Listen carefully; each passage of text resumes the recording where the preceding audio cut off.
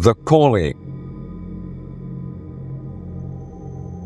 May isang old tradition raw ang simbahang Katoliko noon, Sir June. Ito ay tinatawag nilang seklusyon. Sa huling linggo bago ordinhan ng isang pari, ipadadala siya sa isang malayong kumbento. Hindi siya maaaring lumabas doon sa loob ng 7 araw. Sarado ang mga pinto at bintana upang ilayo siya sa mga temptasyon ng mundo. Wala siyang ibang gagawin doon kundi magnilay at magdasal. Naniniwala kasi ang simbahan na sa mga araw na ito, pinakamalakas ang tawag ng demonyo. Gagawin ng demonyo ang lahat upang pigilan ang isang tao na mapalapit sa Diyos. Kaya naman upang masiguro na magtatagumpay ang isang diakulo at mauordinahan talaga bilang isang pari, isinasagawa nila ang seklusyon. May mga bagay sa ating nakaraan na kapag hindi natin pinakawalan, ay mumultuhin tayo hanggang sa kasalukuyan. Sabi nga nila, minsan ay ginagamit ng demonyo ang ating mga kahinaan upang ilihis tayo patungo sa daan ng katiliman. Hindi tayo patatahimikin ang mga bagay na ito hanggat hindi natin ito naaayos at hanggat hindi rin natin napatatawad ang ating sarili. Kung tawagin nila ito ay inner demons. Ang demonyong hindi ka patutulugin sa gabi, uusigin ka ng walang pinipiling oras o lugar at hihila sa iyo patungo sa isang nakatatakot na lugar. Magandang araw, Sir June, at sa lahat ng mga kasityo bangungot. Ako po si Robert, 55 years old, at naging avid listener niyo ako mula nung narinig ko ang aking anak na nakikinig sa inyong YouTube channel. Ang kwentong ibabahagi ko sa inyo ay karanasan ng kapatid ng aking lolo. Ang pangalan niya ay Ricardo. Taong 1940s po ito nangyari. Pasensya na't hindi ko po maalala ang eksaktong taon. Pero naaalala ko pa ang bawat detalye ng kwento ni Lolo. Dati siyang caretaker ng isang kumbento sa Bulacan. Malayo ito sa kabihasnan. Tahimik at talagang ginawa upang makapagnilay-nilay ang sino mang pupunta rito. Sa totoo lang po, minsan akong nakapanood ng pelikula na medyo kapareho ng istoryang ito. Kaya naman naisip kong ibahagi na rin ang kwentong ito sa inyo bilang patunay na walang pinipiling tao o lugar ang demonyo. May isang old tradition raw ang simbahang Katoliko noon, Sir June. Ito'y tinatawag nilang seklusyon. Sa huling linggo bago ordinahan ng isang pari, ipadadala siya sa isang malayong kumbento. Hindi siya maaring lumabas doon sa loob ng 7 araw. Sarado ang mga pinto at bintana upang ilayo siya sa mga makamundong temptasyon. Wala siyang ibang gagawin dito kundi magnilay at magdasal. Naniniwala kasing simbahan na sa mga araw na ito, pinakamalakas ang tawag ng demonyo. Gagawin ng demonyo ang lahat upang pigilan ang isang tao na mapalapit sa Diyos. Kaya naman upang masiguro na magtatagumpay ang isang diakulo at mauordinahan talaga bilang isang pari, isinasagawa nila ang seklusyon. Bagaman nasa loob na sila ng kumbento, hindi pa rin ito kasiguruhan na magtatagumpay nga sila Wala man sila sa labas at malayo sa mga makamundong kasalanan, isa pa ring malaking pagsubok sa kanilang pananampalataya ang seklusyon. Hindi kasi titigil ang demonyo sa kasamaan nito. Gagamitin ng demonyo ang mga sekreto at kahinaan ng isang diakulo upang hindi ito matuloy sa pagpapari. Ang kwentong ibabahagi ko sa inyo ngayon ay iikot sa buhay ng lalaking itatago natin sa pangalang Javier. Nakilala siya ni Lolo Ricardo nung pumasok siya sa seklusyon. Si Lolo Ricardo kasi ang caretaker ng kumbentong pinasukan nito. Marami nang nakilalang diakulo si Lolo Ricardo. At marami na rin siyang narinig na kwento sa mga ito kung bakit gusto nilang magpari. Pero sa kanilang lahat, si Javier ang pinakatumatak sa isip niya. Sa unang tingin pa lang niya rito, napansin na niya ang pag-aalangan ng binata na pumasok sa kumbento. Tila ba napipilitan lang ito? Pero dahil wala naman siya sa posisyon upang manghimasok, ginawa na lang niya ang kanyang trabaho. Iginiya niya ang binata sa magiging kwarto nito. Ipinaliwanag niya ang mga rules sa loob ng seklusyon. Bawal buksan ang mga pintuan at bintana. Bawal makipag-usap. Sinabi rin niya ang oras ng paggising kung kailan kakain at ang mga oras ng pagdarasal sa loob ng kapilya. Tumango lang si Javier at nagpasalamat. Sa umpisa maayos naman daw ang lahat. Tuwing kinukumusta niya ang binata, wala naman itong reklamo at sinasabi lang na nakatuon ang atensyon nito sa pagdarasal.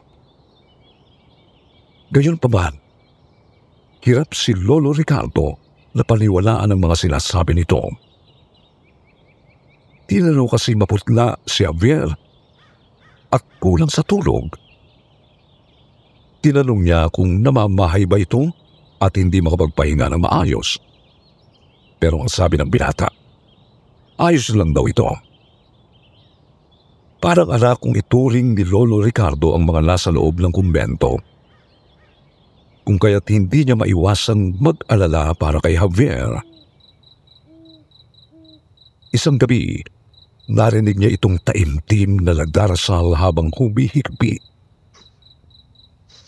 Gusto niya sana itong katukin at kumustahin, pero bawal.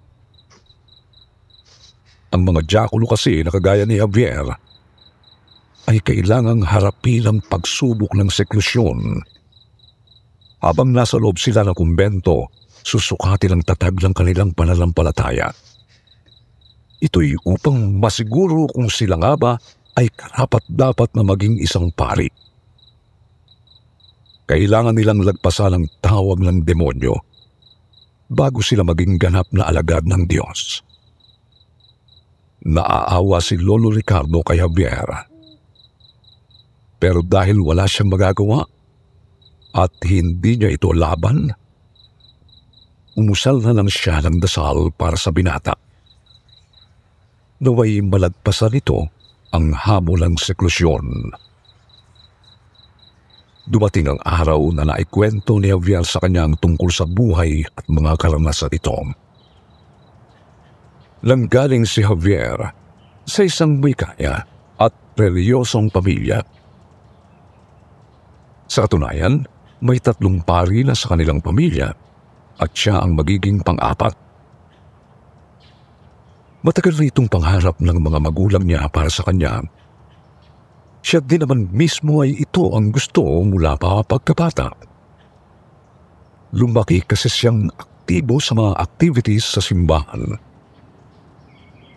Mula rin noong bata pa siya, ay nanilbihan na siya bilang isang sakristan. Dahil dito, ay mas umigting ang kanyang pagnanais na maglingkod sa Diyos. Ngunit nasubok ang kanyang paniniwala. nang makilala ang isang bagong sakristan na si Carlos. Bagong lipat ang pamilya nito sa kanilang bayan at kagaya niya, lumaki rin itong malapit sa simbahan. Dahil magkaedad at laging magkasama sa simbahan, mabilis silang nagkasundo. Naging matalik na magkaibigan sila ni Carlos at naging sumbungan nila ang isa't isa. Nasasabi niya rito ang mga bagay na hindi niya kayang sabihin sa iba, kagaya ng pressure na nararamdaman niya dahil sa kanyang mga magulang. Hindi siya pwedeng magkamali dahil ang laki ng expectations ng mga ito sa kanya. Naiintindihan naman ni Carlos ang kanyang nararamdaman dahil istrikto rin ang mga magulang nito. Habang tumatagal ang kanilang pagkakaibigan, biglang nakaramdam si Javier ng kakaiba para kay Carlos. May isang emosyon siyang naramdaman na kahit kailan ay hindi niya pa naramdaman noon. Hindi niya alam kung ano ito. Pero ang alam niya ay sobrang saya niya kapag magkasama sila. At pag hindi naman sila magkasama, si Carlos lang ang tumatakbo sa kanyang isip. Napapangiti siya ng mag-isa at naiisip niya ito bago matulog. Hindi nagtagal ay napagtanto niya na nagkakaroon na pala siya ng atraksyon para kay Carlos. Ngunit hindi maaari dahil kapwa niya itong lalaki. At sa panahon nila, isang sakit at malaking kasalanan ang homosexuality. Para sa kanya, kasalanan ito sa Diyos at hindi ito maaring malaman ng kanyang mga magulang. Dahil dito, nilabanan niya ang nararamdaman para sa kanyang kaibigan.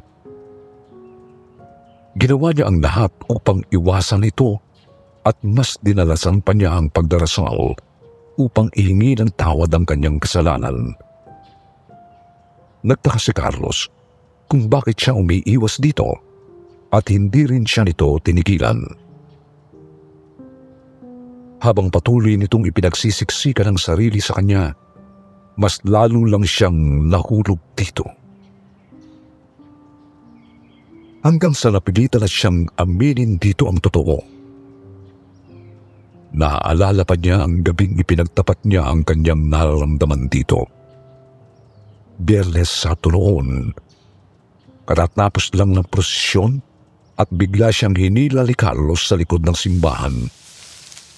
Kinumpronta siya nito upang malaman ang rason kung bakit niya ito iniiwasan. Hindi naman kita iniiwasan. Marami lang talaga akong iniisip nitong mga nakaraang araw. Paliwanag niya. Pero kahit siya ay hindi kumbinsido, kaya di nakapagtataka na hindi ito naniwala. Sino niloloko mo? Napapansin kong panlalamig mo. Halos hindi mo ako kinikibo pag nasa simbahan tayo. Ilang beses lang kitang niyayang maligo sa batis, kagaya ng lagi natin ginagawa. Pero kung ano-anong rason ang sinasabi mo. Dahil dito, ay wala na siyang nagawa kundi sabihin dito ang kanyang nararamdaman. Lumuluha siya habang ipinapaliwanag dito ang kanyang sitwasyon. Hindi madali para sa akin ito, Carlos. Pero kailangan kong gawin kung ano ang tama. Mali itong nararamdaman ko. Isa itong malaking kasalanan sa Diyos. At hindi ako mapapatawad ng pamilya ko pag nalaman nilang umiibig ako sa isang kapwa ko lalaki. Pero laking gulat niya nang magtapat rin si Carlos ng nararamdaman nito para sa kanya. Nagyakapan sila. Parehong takot. Kapwa hindi sigurado kung ano ang susunod na mangyayari. Gayunpaman, sumugal pa rin sila. Javier, naniniwala akong hindi mali ang pag-ibig natin. Kailanman ay hindi kasalanan ang umibig at ang emosyong ito ay hindi pumipili na kasarian. Nagtagal ng halos 1 taon ang kanilang lihim na relasyon. Walang nakahalata at walang nakaalam kahit na sino. Nagkikita sila sa may batis tuwing gabi upang masigurong walang makakakita sa kanila. Kung minsan naman ay sa kampanaryo ng simbahan sila nagtatagpo. Walang kaalam-alam ang mga magulang nila na tumatakas sila paggabi upang magkita. Pero ika nga nila, walang sekreto na maaaring itago habang buhay. Lingid sa kanilang kaalaman. Dapat sinpalalang kuya ni Javier ang madalas niyang pagtakas gabi-gabi. Sinundan siya nito hanggang sa batis at nakita nito ang pagyayakapan at paghahalikan nilang dalawa ni Carlos. Kinabukasan ay nagsumbong kaagad ito sa mga magulang nila. Binugbog siya ng kanyang ama at pinagmumura. Immoral kang bata ka! Hindi ka nalaya! Anong pumasok sa isip mo? At nagawa mo ang kasalanan ito! Hindi ito nagdalawang isip na manakit dahil ayon dito, hindi siya ang sinasaktan nito, kundi ang demonyong sumasapi sa kanya. Iyak naman ang iyak ang kanyang ina at sapilitan siyang pinaluhod sa harap ng kanilang altar. Kailangan raw niyang ihingi ng tawad ang kasalanang nagawa. Bilang kaparusahan, hindi siya hinayaang tumayo ng kanyang mga magulang. Kailangan raw niyang manatiling nakaluhod at magdasal hanggang umaga. Hindi niya makakalimutan ang gabing iyon. Habang umiiyak siya at pagod na, may naamoy siyang tila na bubulok. Igilala niya ang paningin sa paligid at nakita niya ang isang itim na anino. Malaki ang bulto nito at kapansin-pansin ang nakapangingilabot nitong sungay. Nalaki ang mga mata ni Javier. Mabilis na tumayo at sumigaw ng malakas. Nabulabog ang buong kabahayan at nagising dahil sa ingay niya. Naging hysterical siya sa takot at umiiyak na ikruwento sa mga magulang ang nakita. Pero tila mas nagalit lang ang mga ito sa kanya. Binisita raw kasi siya ng demonyo dahil sa kasalanang nagawa niya. Mula noon ay hindi na niya nakita si Carlos. Hindi na rin kasi ito bumalik sa simbahan. At ayon sa kasamahan nilang sakristan, pinagbawalan raw ito ng mga magulang na lumabas ng bahay. Hindi nagtagal, ay ipinadala siya ng kanyang mga magulang sa Maynila upang doon ituloy ang pag-aaral. Umalis siya nang hindi nakapagpapaalam kay Carlos. Pero itinanim niya sa isip na yun ang tamang desisyon. Upang makabawi sa mga magulang, pinaghusayan niya ang pag-aaral at nangakong itutuloy ang pagpapari. Habang nasa seminaryo ay maraming beses niyang nakita ang anino ng demonyo na tila nakabuntot sa kanya. Minsan habang nagro-rosaryo siya sa loob ng kanyang silid, narinig niyang may sumasabat sa kanya at humahalakhak. Napahinto siya at iginala ang paningin sa paligid ng kwarto. Hanggang sa napapatda ang mga mata niya sa salamin at nakita ang kanyang mukha doon na kulubot at tila nahaglas. Ang refleksyon palang nakikita niya ang siyang humahalakhak. Tila bang ginagamit ng demonyo ang kanyang itsura upang manakot. Imbis na magpadala sa takot, mariin niyang ipinikit ang mga mata at nagpatuloy sa pagrorosaryo. Umabot sa puntong nasanay na lang siya sa mga pagpaparamdam ng demonyo. Hindi siya nagpatalo dahil alam niyang mas makapangyarihan ang Diyos. Ngunit hindi niya inasahan na sa pagpasok pa lang niya sa seklusyon, magiging mas matindi ang pagtawag ng demonyo upang pigilan siya sa kanyang pagpapari. Kagaya ng dati, ginagambala siya nito tuwing nagdarasal siya. Kapag natutulog naman siya, nagigising siya dahil may kumagalaw ng kanyang kama. Pagdilat naman niya ng mga mata, wala siyang nakikitang kahit na sino. Minsan rin ay may bigla na lang humihila ng kumot niya. Lahat ng ito ay sinubukan niyang hindi pansinin. Pero nakapagtataka na mula nung pumasok siya sa seklusyon, napapadalas ang pagkakaroon niya ng panaginip tungkol kay Carlos. Sa kanyang mga panaginip, lagi niya itong nakikita na puno ng sugat at pasa ang katawan. Sumisigaw ito sa sakit na parang tinutusok ang katawan. May isang beses ring napanaginipan niya itong sumusuka ng napakaraming itim na dugo. Sa bawat panaginip niya, nagmamakaawa ito at paulit-ulit na tinatawag ang kanyang pangalan. Nagigising na lang siya. Naabot-abot ang paghinga dahil sa intensidad ng kanyang mga napapanaginipan. Isang gabi, nanaginip siya na magkasama silang dalawa ni Carlos sa batis. Iyak siya ng iyak at mahigpit na niyakap ang dating kasintahan. Sinabi niya rito kung gaano siya nang ulila noong nagkahiwalay sila.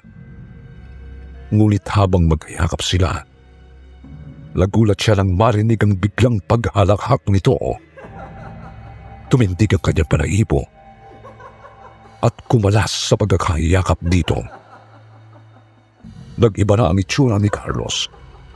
Sunog ang mukha at buong katawan ng binata at may mga itim na likitong lumalabas sa bibig nito. Bakla ka, Javier. Bakla ka. Walang karapatan maging isang pari ang katulad mo. Sino ang niloloko mo? Walang lugar ang isang katulad mo sa simbahan. Tawa ito ng tawa. Ayaw tumigil kahit para na siyang mabibingi. Tama na! Tama na! Tumigil ka na! Kasalanan mo kung bakit ako namatay. Iniwan mo ko noong kailangan kita. Walang puso ang pamilya mo. Naturig ang alagad ng Diyos. Pero gagamit rin pala ng itim na mahika upang manglamang ng kapwa. Isiniwalat ni Carlos ang mga panahon na paulit-ulit siyang pumunta sa bahay ni Javier upang makita siya. Lagi raw itong itinataboy na parang hayop ng kanyang mga magulang. At nang mapansin nilang pursigido talaga si Carlos at hindi basta-bastang titigil, lumapit ang mga magulang niya sa isang kilalang mangkukulam sa kanilang lugar. Pinagamitan nila ng itim na kapangyarihan si Carlos upang tuluyan na itong malahimik. Napuno ng mga pasa at sugat ang katawan nito. Nangayayat ang binata dahil hindi makatulog sa sakit. Lagi rin itong sumusuka ng itim na dugo. Hindi nagtagal ay tuluyan na itong binawian ng buhay. Sa loob ng kanyang panaginip ay nakatayo siya sa harap ng kabaong ni Carlos. Iyak siya ng iyak. Hindi matanggap ang sinapit ng kanyang pinakamamahal. Ngunit laking gulat niya nang biglang bumukas ang mga mata nito at sinakat siya. paulit-ulit siya nitong sinisi sa pagkamatay nito. Sinubukan niyang lumaban, ngunit hindi niya kaya ang lakas nito. Pinangangabusan na siya ng hininga, kung kaya't mabuti na lang ay nagising siya. Huminga siya ng malalim at sinabi sa kanyang sarili na palaginip lang yun. Ngunit hindi pa man siya nakaka-recover sa masamang panaginip na yun. Isang kababalaghan na naman lang nangyari. Napansin niyang bumaliktad ang krus na nakalagay sa dingding na kaharap niya. Nalalaki ang mga mata ni Javier sa nasaksihan. Lalo pa nang unti-unting nabuo ang isang malaking anino sa kanyang harapan. Naroon na naman ang demonyo. Ngunit sa pagkakataong yun, bigla itong nag-iba ng anyo at naging si Carlos.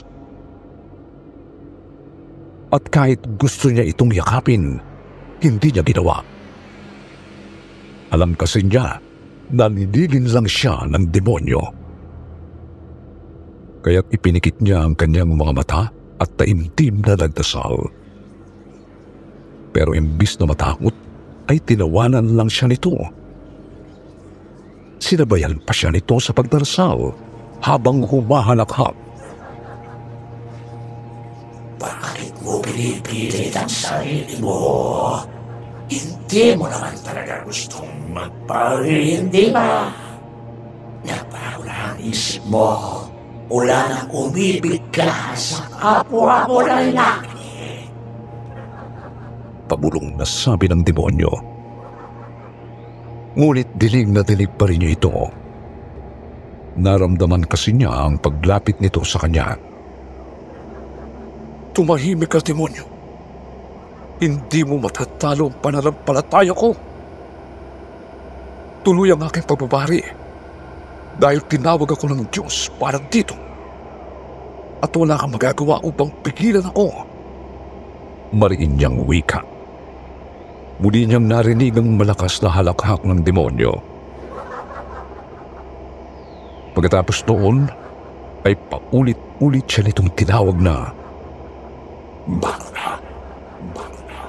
Hanggang sa umaaligaw-ngaw na yun sa kanyang tainga. Tama na! Pupigil ka na! Malakas niyang sigaw. Bakla ka, Pierre! Bakla ka!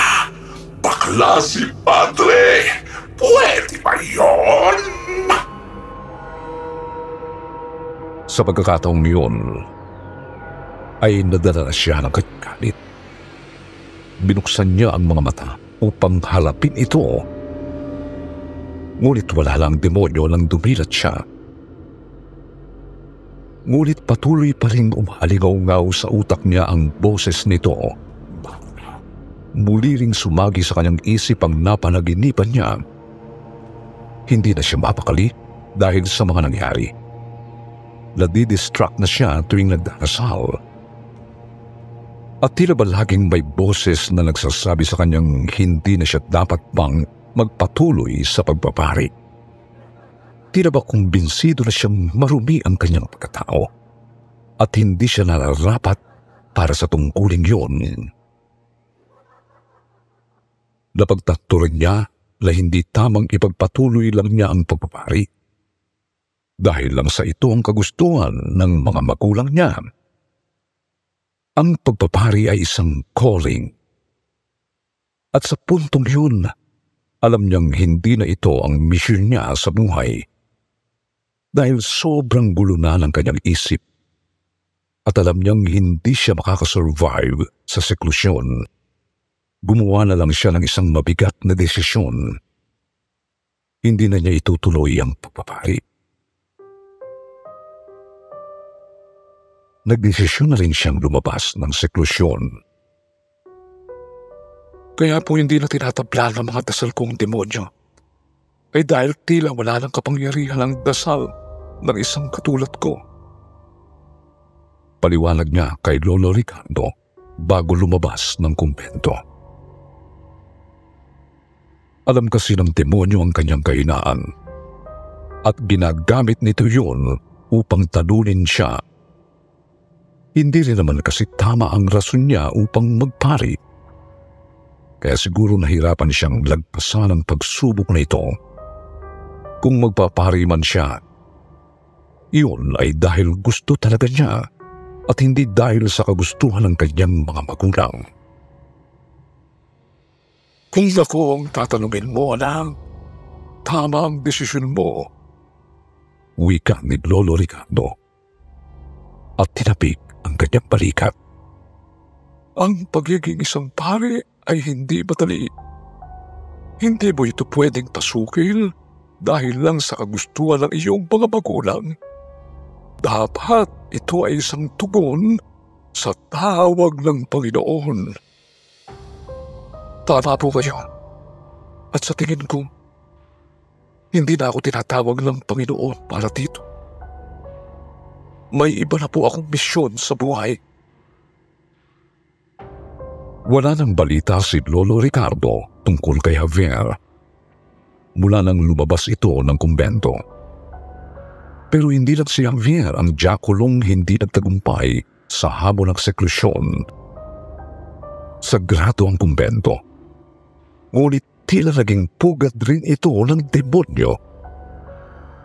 At ang mga demonyong ito ay lumalakas dahil na rin sa nakaraan ng mga taong nasa loob ng seklusyon. Kung sa panahon natin ngayon, ito ay tinatawag nating inner demons. So June, base sa aking research, hindi na pinapractice ng simbahang Katoliko ang seklusyon. Pero kung ako ang tatanungin niyo, isa po itong magandang pagsubok para sa kung sino mang gustong magpari. Sa aking mga kapwa listener ng Sitio Bangungot, ano sa tingin niyo ang kahalagahan ng seklusyon? At kung kayong nasa posisyon ni Javier, sa tingin niyo ba ay makakaya niyong labanan ang inyong inner demons? Maraming salamat po sa mga magbabahagi ng kanilang komento. At maraming salamat rin sa Sitio Bangungot para sa pagkakataong maibahagi ko ang kwentong ito.